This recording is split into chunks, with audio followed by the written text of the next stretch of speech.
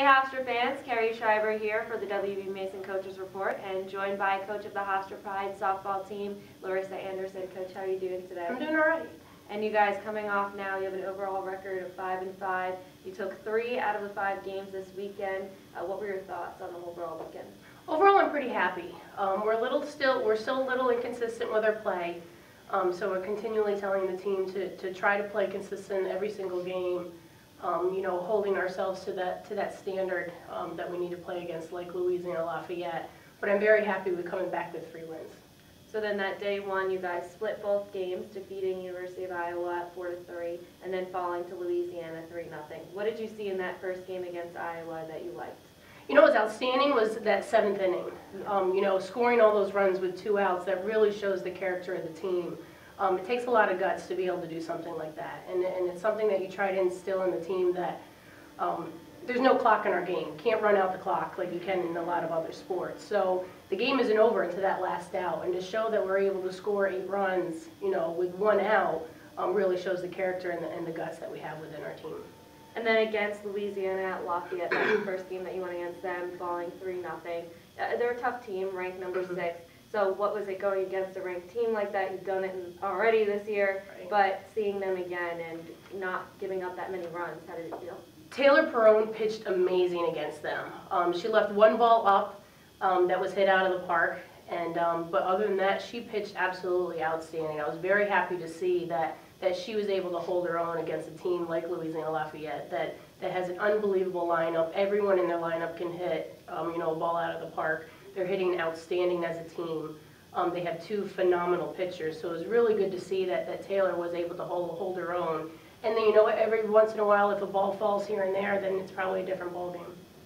And now we'll go back to that game against Iowa when you guys were down 3-1. That was on day 2, right? And then you scored the 8 innings, like you said, right, in the 7th inning. What was really the change in momentum during that game? What did you see from the team that really caused them to have that run in the 7th inning?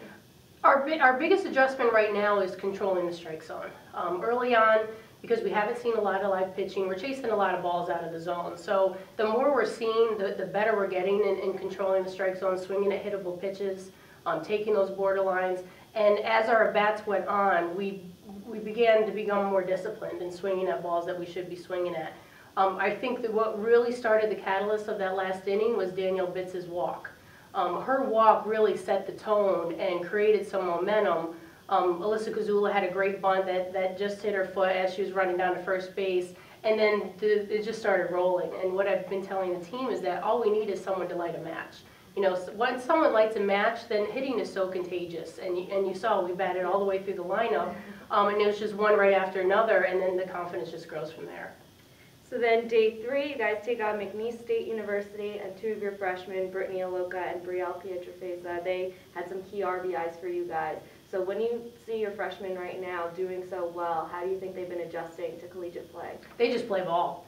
They don't care about what the name is across the shirt. They're just out there, they're taking their hats.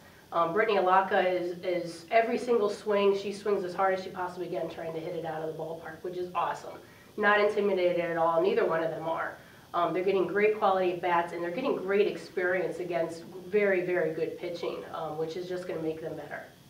And then overall, just the new season, new team, and new coaching staff, how do you think everyone's been adjusting from these first 2 road trips that you've seen so far? They're working very hard. They're learning a lot.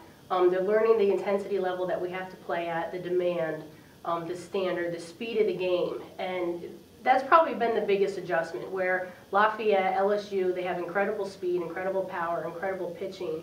It's just getting them to play at that speed and that pace, making those decisions at a faster pace every single time, no matter who we're playing. But I'm very happy with how they've been adjusting. And now up next, you guys head to Oklahoma. You take on Oklahoma State University and Oklahoma University. So how are you guys preparing really for those games? The same thing. It's really not who we're going up against, because everybody can play at this level. OU's tough. OU's very, very good. Very similar to Louisiana Lafayette and also to LSU. So it's not anything that we haven't seen before. And OSU is also a very good program. So it's really just continuing to control that strike zone, swing at hittable pitches, take the ones that are borderline, to make the pitcher throw a little bit more over the heart of the plate, and play good solid defense. All right, well, what's it going to take to get those 2 victories? Keep the ball in the ballpark, you know, make some good pitches when it counts, when the game's on the line, pick up those routine ground balls. We can't be given any free bases. We can't let runners get in scoring position because those teams, they're going to capitalize on if we make any of those mistakes. And, you know, controlling the strike zones, put more balls in play. All right, well, head coach of the Hofstra Pride softball team, Larissa Anderson, thanks so much for the time. My pleasure, thank you. And you can watch the WB Mason Coaches Show every week on Mondays.